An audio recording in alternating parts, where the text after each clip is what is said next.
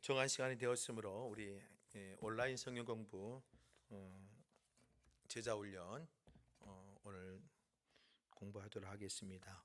오늘은 제 10과 제 첫 번째 부분입니다. 믿음이란 무엇인가? 오늘 여러분들 공부할 때에 최선을 다해서 공부하시면 좋겠습니다. 기도하고 시작하겠습니다. 하나님 감사합니다. 오늘도 함께하여 주시고 제자 훈련 받고 계신 모든 분들 대면하지 못하고 온라인으로 수업을 하지만 성령 하나님께서 함께하여 주시고 이 시간 귀한 공부할 때에 저희 하나님 말씀의 은혜가 있고 도전이 될 수 있도록 인도하여 주옵소서. 함께해 주실 줄 믿습니다. 이 시간도 지켜 주옵소서. 예수님의 이름으로 기도드립니다. 아멘. 자, 오늘은요 믿음이란 무엇인가, 여러분들 제 2권의 10과입니다. 믿음이란 무엇인가. 우리 먼저 이 질문을 던지고 먼저 공부를 한번 시작해 볼까요? 자, 사람을 사귈 때에 가장 중요하다고 생각하는 것이 무엇이라고 말할 수 있을까? 어떻게 보면은요, 뭐 생각이 같으면 좋은 친구가 될 수 있겠죠. 또 어떤 삶의 터전과 또 환경들이 비슷하면 좋은 친구가 될 수 있다고 생각할 수도 있을 것 같아요. 그런데 사람을 사귈 때 가장 중요하다고 생각되어지는 것은 마음을 주고 생각을 나누고 그리고 함께하고 즐거울 수 있는 관계를 형성하려면 신뢰라고 말을 하고 싶습니다. 여러분들이 주위에 좋은 동력자들 아니면 좋은 친구들 또는 좋은 관계를 형성하고 있는 사람들의 모습들을 보면 서로 신뢰도가 꽤 높다는 거지요. 우리 제자 훈련 받으신 여러분들도 마찬가지입니다. 우리는 뭐 혼자서 신앙생활을 할 수는 없겠지요. 동력자가 필요하고 믿음의 교제를 나누는 사람이 필요하지만 그냥 호호 하하 웃을 수 있는 사람이 아니라 마음의 은혜를 나눌 수 있고 서로 영적인 교제를 나눌 수 있는 그런 영적인 신뢰가 필요하겠지요. 그러기 위해서라면 우리 서로의 믿음이라는 부분이 필요하지 않겠냐 생각되어집니다. 그래서 사람을 사귈 때 가장 중요하다 생각되어지는 것은 서로를 신뢰할 수 있는 어떤 믿음이나 신뢰들이 높아졌을 때에 좋은 친구를 사귈 수 있다고 표현하는 거죠. 오늘 그 이야기들을 우리가 함께 나눠보려고 합니다. 자, 그러면 제 10과의 내용을 한번 보지요. 10과의 내용, 믿음이란 무엇인가라고 되어 있지요. 그래서 10과의 내용을 보면은요, 이 첫 번째 믿음에 대한 어떤 부분들이 표현되어 있습니다. 믿음에 대한 고찰, 두 번째로 믿음은 하나님의 은혜, 그리고 세 번째는 생활상의 믿음. 이 교제가 그렇게 되어 있다는 거지요. 우리가 한번 내용으로 한번 전도사님 그 앞에 한번 그쵸 이 부분을 한번 볼까요? 9가의 내용이 아니라 10가의 내용인데 예, 잘못되어 있네요. 10가의 내용이고 믿음이란 무엇인가? 제가 치다 보니까 잘못 쳤네요. 그 부분을. 그래서 이 교제는요, 이 세 가지 크게 세 가지로 나누어져 있습니다. 하나는 믿음에 대한 고찰. 믿음이란 무엇이냐라고 생각하려면 대상, 내용, 믿음의 뿌리, 믿음의 말씀과의 관계, 또 믿음과 성령과의 관계 부분을 좀 고민해 봐야 되고요. 또 믿음은요, 하나님의 전적인 은혜입니다. 이 부분이 매우 중요하거든요. 믿음은요, 우리가 어떻게 뭐 만들어가는 게 아니라 하나님의 절대적 불가항력적으로 우리에게 주신 은혜라는 거예요. 그래서 믿음은 불가항력적인 하나님의 은혜. 또 믿음은 행위에서 난 것이 아니다. 우리는 어떤 행위로 내 믿음을 어떤 것을 막 가시하게 보이려고 하죠. 절대로 그게 아니라는 거죠. 또 은혜에 대한 감격. 믿음은요, 감격인데 그 우리에게 주신 은혜에 대한 감격들이 필요하다는 거죠. 그다음 세 번째 이 교제는요, 생활상의 믿음. 우리 믿음이라는 것은요, 삶 속에 드러나야 된다는 겁니다. 삶 속에 표현되어지는 믿음이 필요한 거죠. 그래서 바랄 수 없는 중에 바라는 믿음, 또 세상이 감당치 못하는 믿음, 그다음에 세상을 이기는 믿음. 이게 우리의 생활 속에 들여줘야 되는 믿음의 모습입니다. 그러면 이런 내용을 가지고 10가에서는 어떤 내용들을 우리가 고민할 수 있느냐? 첫 번째, 믿음은 어떻게 발생하게 되는지를 이해하도록 돕니다. 이 10가를 통해서요, 믿음이 어떻게 발생했느냐? 또 두 번째요, 믿음이 하나님의 불가항력적인 은혜임을 기억해야 돼요. 내가 뭐 믿음을 만들어 간다 하면 안 돼요. 하나님께서 우리에게 부여해 주시는 불가항력적 은혜. 그다음에 세 번째요, 믿음이 세상을 이기는 능력이라는 것. 세상을 감당하고 세상을 이길 수 있는 힘이 뭐냐? 믿음이라는 거죠. 또 왜 믿음대로 살지 못하는 걸 분석하고 믿음으로 살아가는 삶을 격려해야 돼요. 우리가 보면 이게 저나 여러분들이 참 고민해야 될 부분이죠. 믿음, 왜 우리 믿음대로 살지 못할까? 또 믿음대로 살아간다는 게 뭘까? 내가 왜 믿음대로 살지 못하느냐? 이런 것들을 점검하고 또 내가 믿음대로 살아가는 것을 살기 위해서 끊임없이 뭐예요? 스스로 격려해 갈 수 있는 그러한 우리의 모습들이 되어져야 됩니다. 자, 그렇다면 여러분들 한번 교재를 한번 봐보죠. 여러분들 교재를 보면 서론 부분이 있죠. 서론 부분 여러분 이제 교재를 한번 보세요. 교재를 한번 읽어 서론 부분을 꼭 읽고 한번 넘어가야 되거든요. 자, 서론 부분을 한번 보겠습니다. 자, 10과 서론 믿음이란 무엇인가?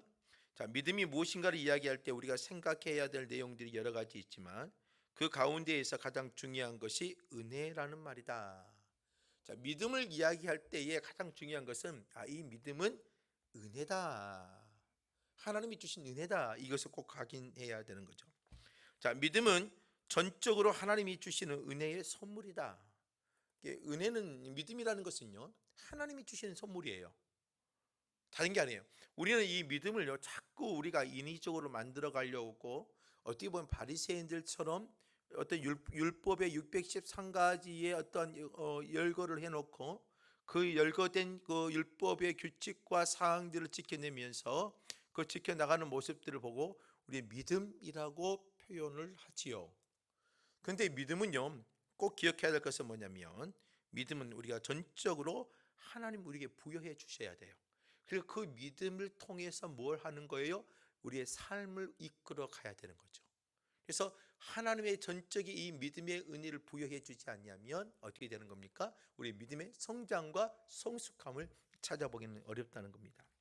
자, 우리가 이 진리를 깨달으며 믿음을 소중하게 간직하며 날마다 감격과 기쁨의 생활을 하며 조금도 흔들리지 않냐는 확신을 유지하면서 신앙생활을 할 수 있게 된다. 은혜의 감격을 안고 이해하는 믿음을 일컬어 사랑으로 역사하는 믿음이라 할 수 있을 것이다. 은혜의 감격을 가지고 이해하는 믿음, 이게 뭐예요? 이 책에서는요, 사랑으로 역사하는 믿음이라고 표현을 했습니다. 자, 믿음을 은혜로 여기지 아니하고 자신의 의지로 결단하고 선택한 결과로만 여기는 사람이 있다면 그는 교만해질 수 있으며 언제 자신이 그 믿음을 포기할지 모르는 불안을 떨쳐버리지 못할 것이다. 자신의 의지로 결단해서 내 믿음을 갖는다. 이 선택의 결과로 믿음이다. 그렇다면 우리 그 믿음의 모습을 엄청 어때요? 교만되어지고 자만하고 거만해질 수밖에 없다는 거예요. 또 뿐만 아니라 우리는 어느 순간에 어려움이 부딪히고 내 의지가 약해지면 어때요? 내 믿음이 약해져서 믿음을 포기할 수 있는 상황도 갈 수 있다는 거예요. 이게 하나님의 전적인 은혜다. 바울 같은 경우는 한번 보면은요, 얼마나 힘들고 어려웠어요. 하나님의 복음을 들고 나가는 데에 상당히 힘들고 어려웠지요. 핍박도 있었고 옥중에 갇혀 있었고 또한 회당에서는 하나님의 말씀을 선포할 때 나눌 때에 변론과 변증을 하면서 엄쟁과 토론 가운데 있었고 논쟁 가운데도 있었단 말이에요. 이런 가운데 있었어요. 만약에 자신이 지금 바울이 나된 것이 하나님의 은혜라고 인정하지 않았다면 이 힘들고 어려운 과정이 있다 그러면 어때요? 자기의 의지과 선택의 어떤 결과에서 멀어져 간다면 어떻게 되는 거예요? 야, 이것은 내가 잘못된 거 아니냐? 라고 생각할 수가 있는 거죠. 그래서 포기해 버릴 수 있는 상황도 벌어진다는 겁니다. 그래서 이 믿음은요, 항상 하나님의 절대적인 은혜요, 불가항정적인 은혜라는 것을 인식하고 하나님이 우리에게 부여주셨다, 하나님 우리에게 주신 그 은혜를 우리는 지켜내야 되고 그 감격에 감아서 살아야 되는 게 그리스도인들이라는 거죠. 자, 그리고 신앙생활에서 감격과 기쁨이 없을 것이다. 이 시간 하나님의 은혜로서의 믿음에다 초점을 맞추고 공부하도록 하자. 자, 믿음의 감격과 감동 속에 살아야 되죠. 그런 모습들 가운데 나갈 수 있도록 우리가 나갔으면 좋겠습니다. 자, 그러면 10가의 서론에 그만 읽었던 부분들 한번 내용을 요약을 해보죠. 첫 번째, 믿음은 하나님의 은혜의 선물이다. 선물이라는 거, 하나님의 전체적인 선물이라는 거. 또 믿음을 은혜가 아니라 의지의 결단과 선택으로 여기는 사람들도 있다. 우리 교회 안에 공동체 안에 꼭 이런 사람들이 있어요. 그래서 이들은 어때요? 힘들고 어려우면 교회를 떠나버린다거나 교회를 배반해 버린다거나 교회에서 멀리 떨어져가는 어떤 모습들을 갖게 되죠. 믿음을 은혜라고 하지 아니하고 어떻게 보면 내 의지와 결단과 선택이라고 생각한다면 결국은 뭐예요? 하나님의 주신 은혜와 감격에 희감해야 되는 게 아니라 어떠한 지점에 어려움이 있었을 때에 우리 포기하고 돌아서 버릴 수 있는 그러한 일들이 벌어질 수 있다는 겁니다. 이것을 우리가 유심히 진짜 이제 고민하고 우리는 생각해야 될 부분이지요. 세 번째, 그리스도인들은 은혜로서의 믿음에 대해서 확신해야 한다. 그리스도인들은요, 뭐예요? 은혜로서의 믿음에 대해서 확신. 하나님의 은혜구나, 이 확신이 해야지만 우리는 어때요? 감당하고 나갈 수 있다는 거죠. 자, 우리의 믿음의 모습들을 한번 생각해 보세요. 자, 우리가 믿음을 갖고 있어요. 믿음 생활을 한다고 하지요. 신앙 생활을 한다고 해요. 자, 여러분들 믿음 생활 어때요? 여러분들이 의지로 해서 나왔다 하면은요, 여러분들이 힘들고 지치면 전부 다 손이 나아져 버려요. 그러나 하나님이 주신 은혜다. 야, 이 보잘것없는 나에게 이런 은혜를 주셔서 나를 하나님께서 이렇게 하나님의 자녀를 만들어 주시고 이런 이치까지 이끌어 주셨구나 생각한다면 그 감격 속에 살아가기 때문에 기쁨이 있고 행복이 있고 즐거움이 있다는 겁니다.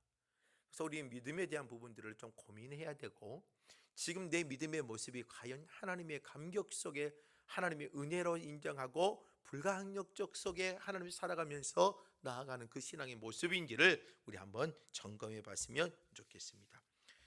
자, 10과 한번 들어가 보죠. 1번부터 보겠습니다. 그러면 1번이요.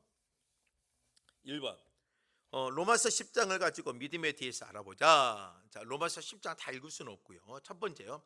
9절과 10절의 말씀 중에 네가를 내가로 고쳐서 다시 한번 적어보라. 이 9절과 10절 말씀을 한번 읽어볼까요? 내가 만일 내 입으로 예수를 주로 시인하며 또 하나님께서 그를 죽은 자 가운데서 살리시는 것을 네 마음에 믿으면 구원을 받으리라. 사람이 마음으로 믿어 의에 이르고 입으로 시인하여 구원에 이르느니라. 뭐라고 말합니까? 이 9절과 10절을 네가를 내가로 바꿔서 보자는 한번 읽어보게요. 내가 만일 내 입으로 예수를 주로 시인하며 또 하나님께서 그를 죽은 자 가운데 살린 것을 내 마음에 믿으면 뭐한다? 구원을 얻으리라. 구원을 얻는 어떤 방법이라고 해야 될까요? 이 구원의 어떤 모습은요, 내가 믿음을 통하여 이루어지고 있다는 것을 보여주고 말하지요. 자, 이 9절과 10절을 좀 내용을 한번 좀 정리를 해볼까요? 이렇게 우리가 9절과 10절 내용 정리하면 이렇게 됩니다. 우리 주위에는 예수를 믿는다고 하면서도 분명한 구원의 확신을 갖지 못한 사람들이 많다. 그렇죠? 우리 주위에 예수를 믿는다 하지만 어떤 사람들이 많아요? 구원의 확신, 이미 구원을 주셨는데 이 확신을 갖지 못한 사람들이 꽤나 많다는 거예요. 본절은요, 이 9절과 10절은요, 바로 그러한 문제의 정확한 해답을 제공해 주고 있다. 우리의 믿음의 모습, 우리의 구원에 대한 모습이 절대로 흔들려서는 안 된다는 것을 확실히 우리에게 제공해 주고 흔들릴 필요가 없음을 말해주고 있다는 거예요. 이 말씀을 통해서 분명한 구원의 확신을 갖게 될 것이다. 과연 어떤 사람이 구원을 받은 사람인가 고민이 되죠. 어떤 사람일까요? 여러분, 어떤 사람이 구원을 받은 사람이에요? 삶으로, 도덕적으로, 윤리적으로 또 거룩하고 깨끗한 사람? 맞아요. 그럴 수도 있겠지요. 교회를 열심히 다니는 사람이 구원받은 사람, 그럴 수도 있겠지요. 또 성경책을 긁고 성경의 암송을 많이 하는 사람, 그것도 가능할 수도 있겠지요. 그러나 이걸 전부 다 그렇다고만 할 수는 있는 것은 아니지요. 아무리 찬양가 열심히 한다 할지라도 그 안에 뭐가 빠지면, 아무리 여러분들 구제와 봉사와 헌신하더라도 그 안에 뭐가 빠지면, 여러분들 이게 매우 중요한 부분들이에요. 우리의 열심과 열정이 하나님께 구원받는 자의 삶의 모습을 드러내야 되는데 그렇지 못할 때가 있다는 거죠. 그러면 우리가 구원을 받았다는 것을 뭘로 알 수 있느냐? 크게 두 가지로 알 수 있어요. 오늘 본문을 통해서 9절과 10절 통해서 하나는 뭐냐면 입으로 예수를 주로 시인하는 자. 입으로 주를 시인하는 자가 구원을 받는 자이다. 자, 그럼 여러분들 입으로 시인한다. 이 입으로 예수를 주로 시인한다. 여러분들 우리 어때요? 예수 막 말하죠. 예수 전남발순지역이라 말도 하지요. 우리 예수님을 믿습니다 말하지요. 여러분들 입으로 시인하여서 주를 시인한다는 거, 이 과연 어떤 의미느냐? 단순히 예수를 믿는다, 단순히 말로 언어적 표현으로 끝나느냐? 그렇지는 않아요. 이 말을 잘 이해하셔야 돼요. 예수를 살아계신 유일신 하나님을 믿는 신앙을 고백하는 자는 구원받는 자이다. 다시 말해 입으로 시인한다는 것은 뭐냐면 예수를 나의 주인 그리고 예수를 나의 왕, 이러한 신앙의 고백을 이루어지는 것을 말하는 거예요. 그래서 입으로 예수를 주로 시인한다는 것은요, 살아계신 하나님, 살아계신 유일신 하나님으로 믿는 신앙을 고백하는 자는 뭐하는 자다? 구원을 받는 자다라고 표현할 수가 있는 거예요. 그래서 여러분들이 예수를 주로 시인한다는 거, 이게 쉬운 일이 아니에요. 여러분들 내 안에 마음이 평이 되어 있지 않으면 이게 입으로 나올 수가 없거든요. 여러분 사랑하는 사람을 진짜 사랑하니까 어때요? 마음에서 우러나와서 사랑한다는 말이 부끄럽지 않게 나오는 것 아니에요. 여러분들 진짜 사랑하는 사람이 아니면 내 앞에 있으면 어때요? 사랑한다는 말이 어때요? 어색할 수밖에 없고 그 말이 진실성이 없어요. 그러나 진짜 내 마음에서 우러날 때 내 입 밖에 나온 것 같아요. 그 진실함과 모든 것이 우러나오죠. 그래서 예수를 입으로 시인한다는 것을, 주로 시인한다는 것은 내 마음에 예수 그리스도를 영접하고 믿음의 고백이 내면적으로 이루어졌기 때문에 입으로 시인하여 나올 수가 있는 것 아닙니까? 또 두 번째로는요, 하나님께서 예수를 죽은 자 가운데 살리신 것을 마음에 믿는 자이다. 하나님의 예수를 죽은 자 가운데서 부활하시고 고난받으시고 부활하신 것을 믿는 자, 이게 바로 뭐예요? 구원받는 자이다. 부활을 믿는다는 것은 뭐냐? 복음의 핵심을 믿는 거예요. 이 땅에 오신 예수 그리스도는 하나의 성자 예수 그리스도는 아니잖아요. 이 땅에 오신 우리의 메시아잖아요. 이 메시아의 사역의 가장 끝은 어디예요? 십자가의 사건 아니에요? 십자가의 죽으심으로 끝난 게 아니라 제 비하의 단계로 내려갔다가 어때요? 주님께서 승계의 단계 부활을 승천하셔서 우편 보좌에 오르신 그 놀라운 부활의 사건, 이걸 믿는 마음에 믿는 자들이 뭐예요? 구원받는 자라는 거예요. 그래서 저와 여러분들이 구원을 받는다, 구원을 받았다, 이것은 뭐냐면 내 마음을 믿어서 입으로 예수를 주로 고백하고 시인하는 거, 사람에게 선포하는 거, 이게 구원받는 자의 확실한 증거이기도 하고, 두 번째는요, 예수님이 부활하신 예수님을 믿고 그 마음에 믿어서 그 부활의 즐거움과 감격 속에 빠져 사는 거, 이게 구원의 감격을 갖고 구원의 은혜를 누리고 있는 사람들의 모습이라는 거예요. 그 다음 페이지 볼까요? 사람이 마음으로 믿어지는 것을 입으로 고백한다는 말하고 있다. 사실 무엇보다도 먼저 선행되어야 할 것이 있다면 마음속의 믿음이다. 마음속에 진실한 믿음도 없이 하는 입술의 고백은 이 손에 불과할 뿐이다. 중요한 말이죠. 마음의 고백이 없고 마음에 믿어지지 아니하고 입술에 나오는 것이 이 손에 불과하다는 겁니다.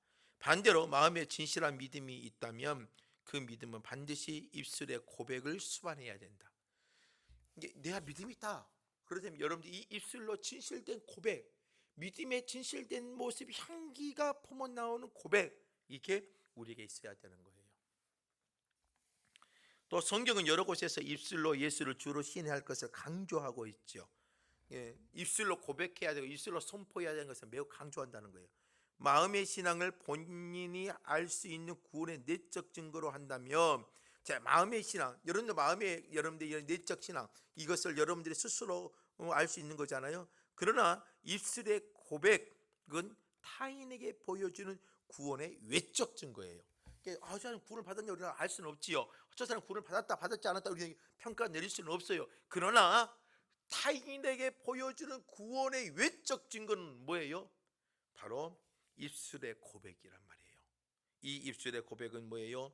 단순히 말로만 표현되는 게 아니라 외적으로 드러난 말과 행동과 모두 어떤 습관과 습성과 인격의 모든 것이 담아져 있는 그 믿음의 고백들이 드러날 때에 우리는 어때요? 하나님을 믿는다, 구원을 받았다라고 표현을 할 수가 있는 것입니다. 이 9절과 10절이 바로 그런 이야기들을 담고 있는 겁니다. 두 번째입니다. 그렇다면 믿음의 내상과 내용은 뭘까요?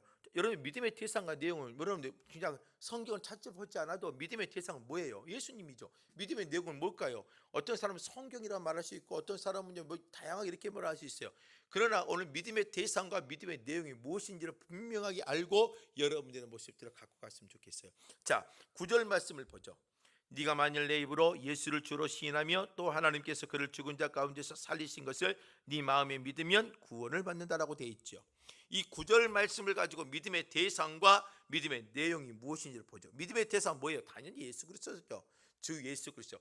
여러분 믿음의 대상은 성전이 아니에요. 믿음의 대상은 어떤 율법들이 아니에요. 믿음의 대상은 어떤 사람이 아니에요. 분명 믿음의 우리의 대상은 뭐냐면 주 예수 그리스도라는 거죠.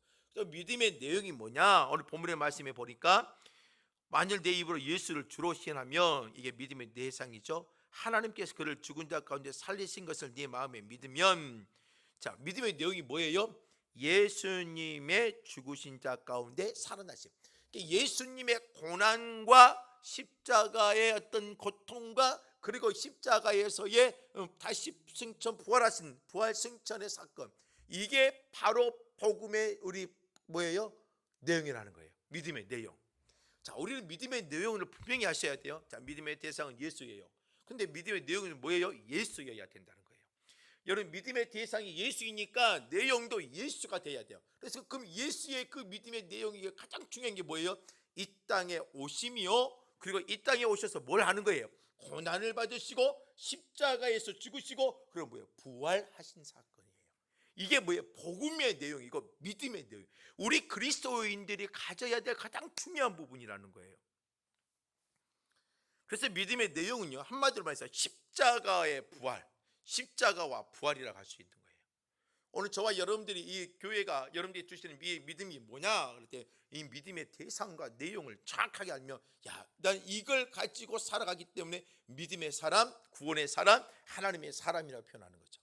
예수 그리스도를 내 믿음의 대상, 내 인생의 주인이요, 메시아요, 구원자요, 통치자요, 또 모든 것을 다스리는 자인 것을 인정하고, 우리가 그 이 땅 오셨으니 예수님이 죽으시고 고난 받으시고 십자가에 부활하셔서 나에게 새 생명을 주고 새로운 피조물이 되었다는 것을 확신하는 것, 이게 바로 믿음의 대상과 내용이라는 거죠. 그러니까 뭐예요? 믿음의 대상과 내용은 어떻게 보면 같은 거예요.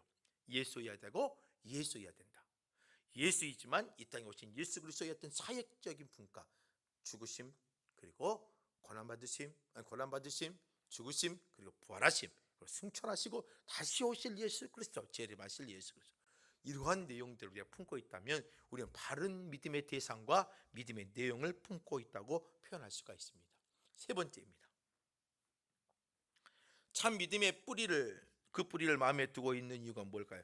믿음 하면은요, 어디냐, 그 뿌리를 어디에 두냐? 마음에 두어야 된다고 했죠. 마음에.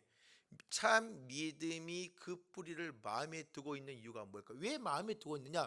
믿음의 뿌리를 왜 마음에 두어야 되느냐? 왜 마음에 품고 있어야 되느냐? 이게 매우 중요하다는 거죠. 잠언서 23장 26절 말씀에 보면 마음이 왜 중요한지 설명하죠. 내 아들아 네 마음을 내게 주며 내 눈으로 내 길을 즐거워할지다. 내 아들아 네 마음을 나에게 주라고 돼 있죠. 자, 마음을 주라는 거예요. 마음을 주면은 뭐냐면 다 준 거와 같거든요. 여러분들 우리의 이것을 있잖아요. 마음을요, 이 마음을 주느냐 안 주느냐에 따라서 우리의 이 삶이 달라지는 거죠. 그래서 이 26절의 말씀을 크게 세 가지로 한번 설명하는데 이렇게 되죠. 마음을 지혜자 자신에게 주며 눈으로 지혜자의 길을 즐거워하리라는 것은 지혜자는 그 아들이 거칠애가 아니라 그 중심으로 지혜자 자신의 말을 청정하고 정신을 차려서 그 길에 주의할 것을 요구하고 있는 것이다.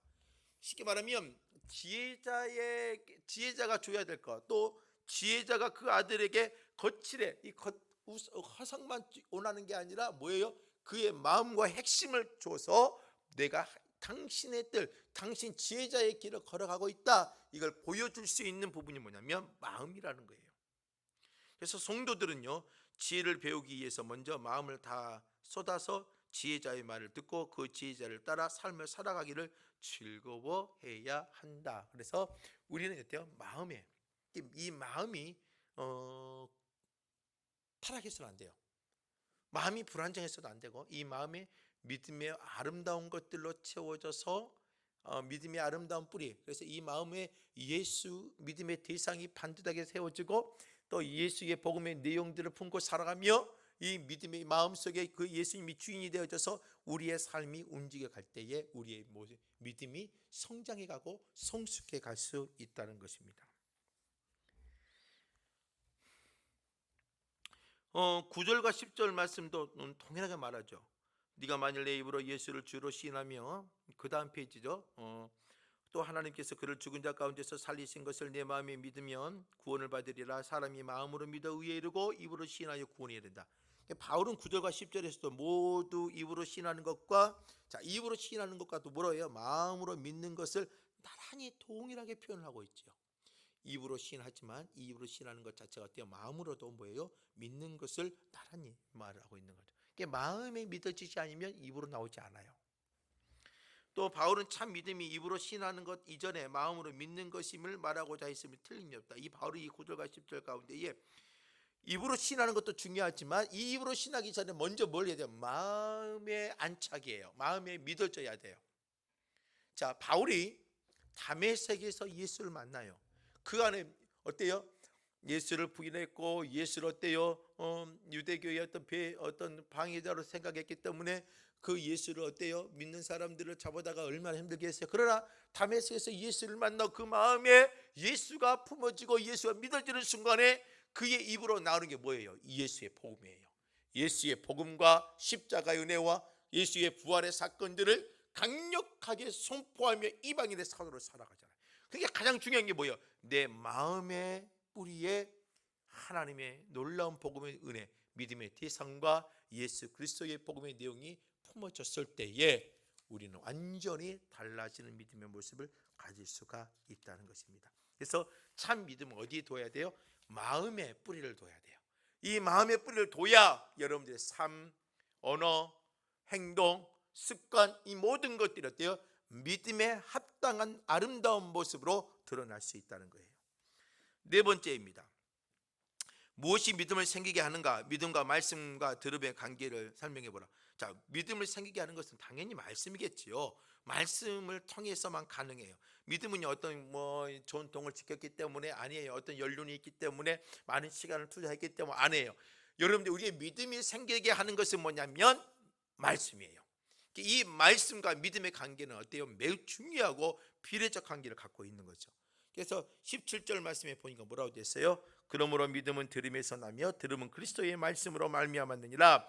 자, 믿음은 자꾸 들어야 돼요. 뭘 들어야 돼요? 하나님의 말씀을 들어야 돼요. 그 말씀은 누구예요? 그리스도의 말씀이라고 표현하죠.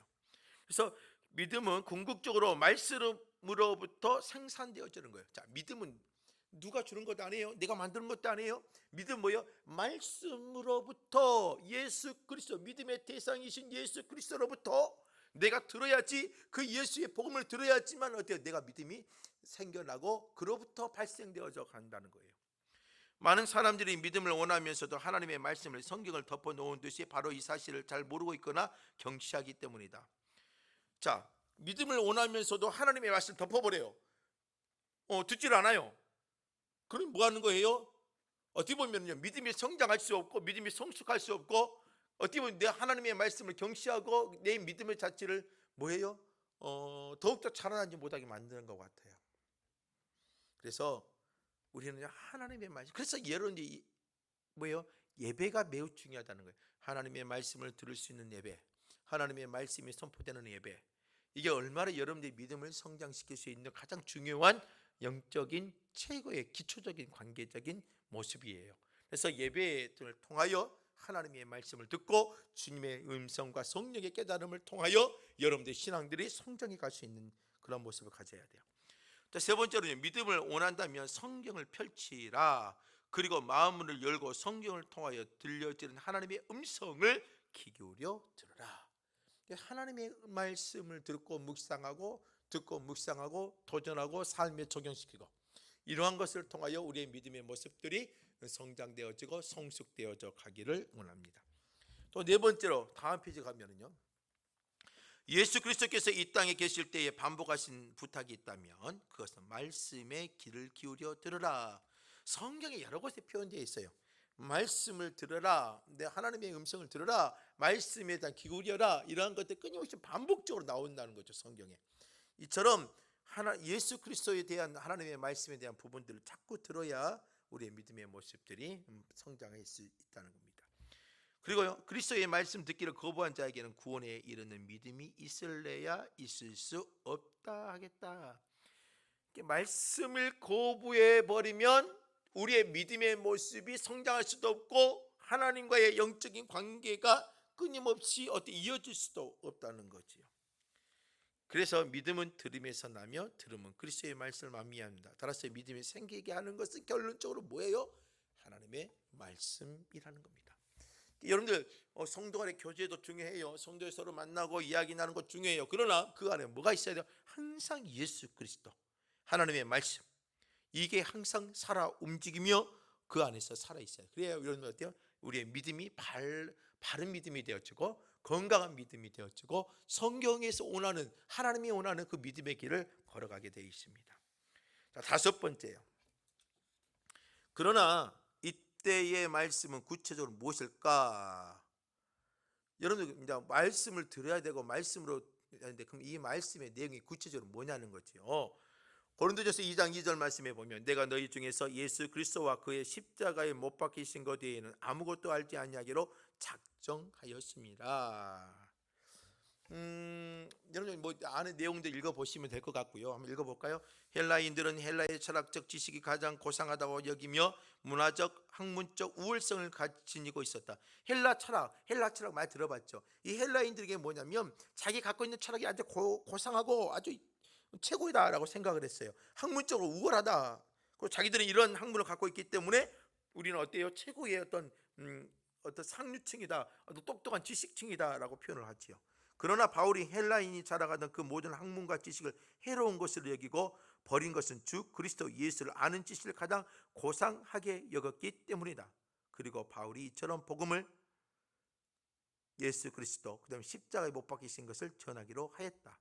복음을 전하기로 했다는 거죠. 그래서 이 말씀이 구체적인 뭐냐? 그게 복음인데, 그 복음이 뭐냐? 예수 그리스도의 이 땅에 오신 것과 그 다음에 십자가에 못 박히신 것과 그리고 십자가에서 부활하신 사건이다. 이걸 바로 뭐예요? 우리가 들어야 되고 그걸 믿어야 되고 그걸 품어야 된다는 거예요. 이 말씀을 들어야 되는 거예요. 도덕적이고 윤리적인 것이 아니라, 오늘 우리의 믿음의 소위에서 가장 중요한 건 뭐냐면 예수가 이 땅에 오신 이유가 뭐냐, 그리고 예수가 왜 십자가를 지셨느냐, 그리고 왜 예수님이 부활하셔서 우리에게 어떠한 은혜가 있느냐, 그 은혜가 우리가 어떻게 해야 되고 그 은혜를 품고 있는 사람 어떻게 살아야 되느냐, 이 복음의 내용을 우리는 들어야 되는 거예요. 우리 제자훈련 받으신 여러분들이 지금 성경을 보면서 예수를 봐야 되고, 여러분들 교제를 나누면서도 예수님의 십자가의 은혜가 이렇게 귀하구나 간접적 체험을 해야 되고, 여러분들이 혼자 개인 기도를 하면서 예수님의 그 놀라운 은혜를 다시 한번 고민하고 묵상해 가면서 그 감격 속에 살아 있어야 돼요. 그래서 우리는 그 말씀의 내용은 뭐예요? 예수님의 십자가의 사건이다, 이게 되는 거죠. 6번입니다. 믿음을 가지게 되는 데는 단순히 말씀한 자기로 충분한가? 믿음을 가지게 된 것은 단순히 말씀 한 가지로만 충분하냐 이거죠. 말씀 한 가지 충분할까요? 충분할 수 있다고 말을 해야 되겠죠. 고린도전서 2장 5절 말씀에 보면 너희 믿음이 사람의 지혜에 있지 아니하고 다만 하나님의 능력에 있게 하려 하였노라. 자, 바울이 세상 지혜의 말로 하지 않고 십자가만 붙들고 성령의 인도와 능력에 의지하여 전도한 것이 목적이죠. 자, 바울이 하나님의 말씀을 전하는데요, 세상 말로 하지 않았어요. 철학으로 말하지 않았어요. 그 성령의 인도하신 대로 갔어요. 성령의 능력에 따라 있어요. 하나님의 전도를 했어요. 그 목적을 이루어가게 되죠. 어떻게 보면 믿음을 가지게 하는 것은 단순히 하나님의 말씀을 가능합니다. 근데 그 말씀에 뭐예요? 성령의 역사가 임하는 기름 부음의 은혜가 있어야 돼요. 하나님의 말씀을 다 듣는다 되는 게 아니라 하나님의 말씀이 쏟아질 때에 그 자리에 뭐예요? 성령께서 역사하여서 성령의 능력으로 우리를 깨닫게 하고 은혜를 줄 때에 우리 믿음이 그 말씀 위로 충만하는 거예요. 하나님의 말씀 하나 철학적인 사유로 생각한다면 안 되는 거죠. 여러분, 우리가 성찬의식을 하잖아요. 성찬의식. 떡과 잔을 나누죠. 이 떡과 잔을 나누는 것은 예수님의 떡이요 예수님의 몸이 피라고 하지 않아요. 예수님의 피를 상징하고 예수님의 몸을 상징하면서 어때요? 그 떡과 잔을 나눌 때에 영적 은혜의 임재가 우리 되는 거예요. 예수님이 이렇게 고통을 했어요. 예수님이 이런 살과 피, 그때 뭐예요? 살과 피를 흘리고 자리 찢겨나고 그런 고통 가운데에 우리를 구원해 주셨어. 이 성찬의식을 통하여 예수님의 그 구원의 감격 속에 성령의 은혜가 임재하는 것을 느끼게 하는 거죠. 이게 우리가 말하는 성령 임재설, 우리 이 성찬의식을 말하는 것 아니에요? 마찬가지예요. 하나님의 말씀을 임할 때에 오늘 저와 여러분들 마음속에 이 성령의 능력의 은혜가 임해야지만 가능하다는 것을 말해요. 그래서 바울이 가능한 고린도 사람들에게 사람의 지혜가 아니라 하나님의 지혜인 그리스도의 십자가를 전하기 위해서 그처럼 두렵고 떨리는 마음으로 고린도 성경에 임하였던 것은 마찬가지예요. 그러나 이 하나님의 말씀을 선포할 때에 그 지역마다 누가 임한 거냐? 하나님의 말씀과 바울의 능력이 아니라 바울이 선포한 하나님의 말씀에 성령께서 역사하여서 하나님의 능력이 가미되어지고 깨닫게 되어지는 거예요. 그래서 믿음을 가지게 되는 때는 단순히 말씀 한 가지만 아니에요.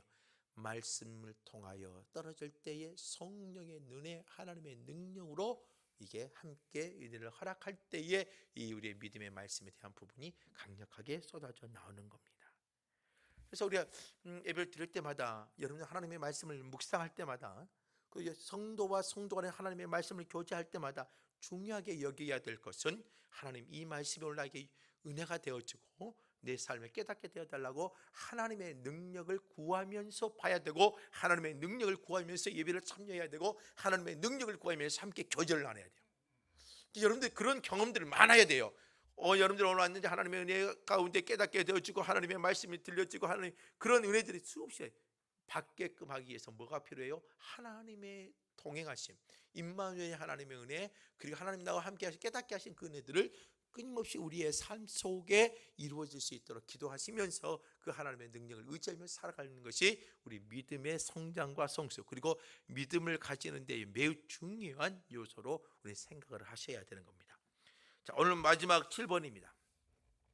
당신의 믿음이 말씀과 성령의 능력에 의해 얻게 된 것을 확신하는가? 자, 우리의 믿음은요 말씀과 성령의 능력에 의해서 얻게 된 겁니다. 이걸 여러분들 꼭 기억하셔야 돼요. 우리의 믿음은요 말씀과 성령의 능력에 의해 얻게 됩니다. 만일 그런 믿음이면 대단히 놀라운 힘을 가지고 있을 것이다. 당신은 그 힘을 체험하고 사는가? 자, 하나님의 말씀과 하나님의 은혜 가운데 있으면 하나님의 말씀과 성령의 능력, 은혜와 성령 충만하면 이게 어때요? 우리가 위대한 능력과 위대한 힘을 발휘할 수가 있죠. 이러한 경험들이 우리가 있느냐 이거예요. 지쳐 있을 때의 말씀이 하나님의 이 말씀이 갑자기 깨닫게 되어지고 은혜가 되어지고 눈물이 펑펑 쏟아지게 만드는 그런 순간들, 예배를 드리는데 하나님의 말씀을 듣는 순간들, 아니면 여러분들 어떤 일 가운데 있었을 때 생각나게 하신 하나님의 은혜의 말씀들, 이러한 경험들이 여러분들의 삶에 풍성해야 되는 거예요. 그래야 우리가 지치지 않고 나갈 수가 있는 겁니다. 자, 예수님을 믿고 난 후에 믿음이 자라기 위해서도 이러한 말씀과 성령의 능력이 필요한가? 당연하지요. 예수를 믿고 난 이후에도 끊임없이 이 말씀과 성령의 능력의 은혜는 끊임없이 그날까지 이어져야 될 부분이에요. 믿음이 이렇게 놀라운 힘이 있다면 우리가 이 믿음으로 세상도 이길 수 있는가? 여러분, 이 믿음의 능력이 있다면 이 세상의 어떤 어려움도 다 이길 수가 있다. 어떠한 유혹에도 넘어가지 않고 이길 수 있다라고 우리가 할 수가 있다는 것입니다. 오늘 여기까지 공부하도록 하겠습니다. 제자훈련 과제 한번 보겠습니다. 생활 숙제는 없고요. 성경 암송 C-5번 에레미야 예가 3장 22절부터 23절 말씀 한 주간 동안 최선을 다해서 암송하도록 노력을 하시고요. 큐티는 로마서 10장을 읽고 나서 여러분들 큐티를 한번 함께 하면 좋겠고요. 모든 공적 예배 참석할 때 설교 요약이 지금 숙제가 나가고 있습니다. 설교 요약을 할 수 있는 그런 시간이 됐으면 좋겠습니다. 여러분들 또 교회 병자들을 위한 중보 기도가 여러분들 함께 한 주간 동안 하면서 했으면 좋겠습니다. 다음 주 목요일 제자훈련 때 뵙도록 하겠습니다. 수고하셨습니다. 기도하겠습니다. 하나님 감사합니다. 오늘 또 하나님 공부할 수 있도록 허락해 주신 감사합니다. 최선을 다해 감당할 때에 피곤치 않게 하시고 하나님의 은혜가 풍성할 수 있도록 주관하여 주옵소서. 다음 시간 될 때까지 주님께서 지켜 주옵소서. 예수님의 이름으로 기도드립니다. 아멘. 수고하셨습니다. 다음 주에 뵙도록 하겠습니다.